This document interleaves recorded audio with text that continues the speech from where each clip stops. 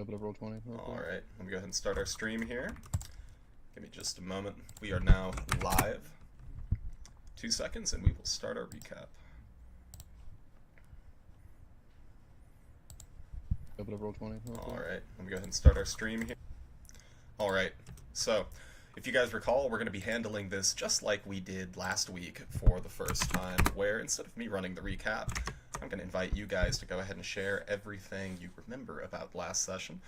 Anyone who contributes something salient will, of course, start the session with inspiration. I believe that the group is in a spot of legal trouble right now. Who would like to kick us off? Oh, from what I remember, we all managed to sort of reconvene back in town, have a bit of time to plan ahead for our next move.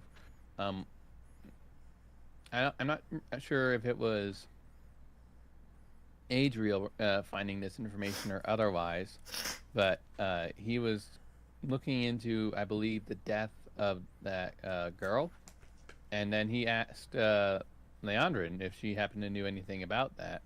And Leandrin nat 20'd on a history check and remembered a very detailed scene about her dad being furious, wanting to get information about, just like really upset about how a child was killed. And nope, not going to say that on stream. How someone met their unfortunate end a bit sooner than they should have. And we got their name, Dara Karumor, and I was asked to find information on it. Leandrin tried to hide the fact that they knew a bit about it, and Adriel's insight was just a little bit higher. So, Adriel got the vibe of things going on. Then Varnick and Bishop, Leandrin, have agreed to go back to Neverwinter for a quick stop and shop, and then to try and get some quick information. While suddenly, Adriel got a summons to the court of the Chestnut, if I recall, after he'd been scrying on a Dabra. Very accurately said. Go ahead and take inspiration there, Leandrin. Adriel, Yeah. I think that would most appropriately bring us to you. Scrying on who now? I was trying to scry on Miria Tirenval to see if I could get her attention to try to reacquire the corporeal form of our Furbolg druid, to which I was unlucky. I used Bryce's mouth as a microphone to Bryce's mouth twice to try to send messages to Miria, and forgot to mention the crystal ball plan, so we had very little luck in that regard. So we kind of ran out of time on objects and capabilities to reach out to Miria in an effective fashion.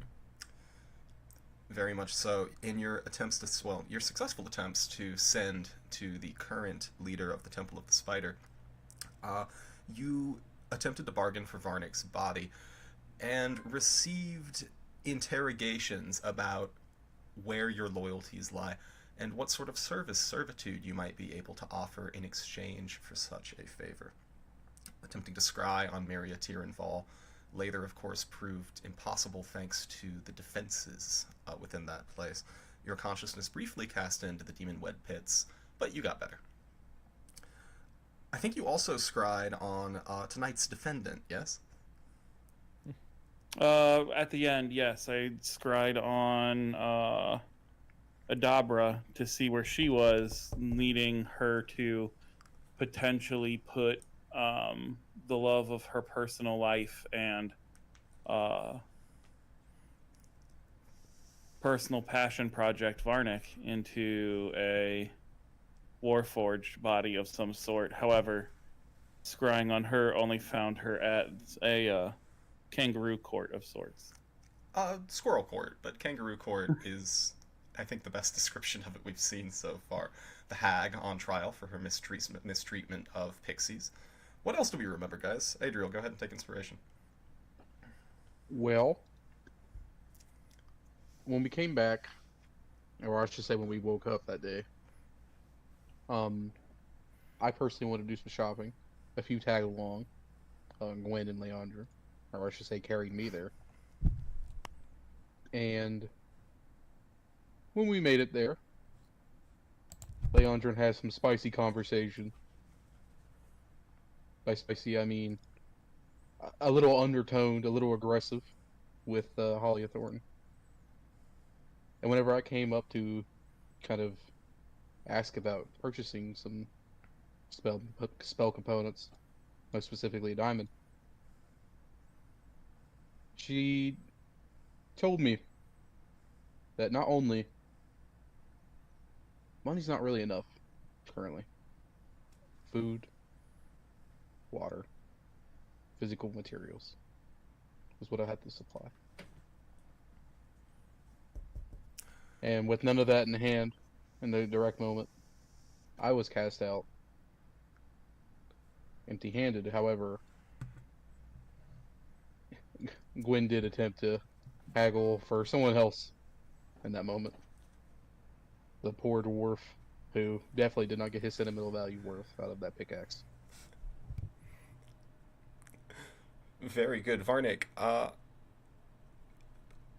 Yeah, indeed, the situation in Phandalin is dire right now. You found that your attempts to bargain for valuable spell components with paltry trinkets such as gold and silver unsuccessful.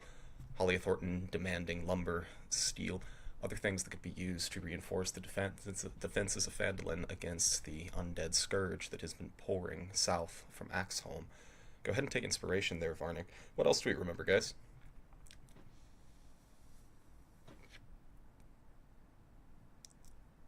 Okay. Yeah, by all means. So I was with Adriel inside of the tavern with everyone, to start off. The group kind of separated. I did not leave, and I want to see what this all scrying was about. After seeing Adriel for the first time scrying off into whatever he was looking into, saw the blood start to run from his